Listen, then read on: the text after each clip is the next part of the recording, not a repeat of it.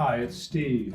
Today we'd like to show you how to replace and also how to maintain the finish on the burner caps of your gas range.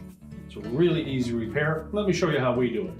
Now before we replace the burner caps, the first thing we want to do is make sure that the surface is cool to touch.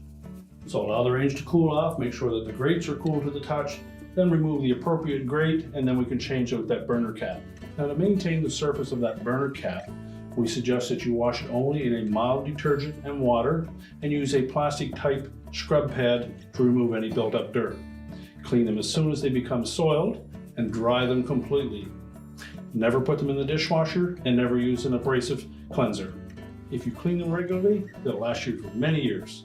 Now that that grate is cool to touch, we'll carefully lift that out of position, just set it aside, remove the old burner cap and discard it.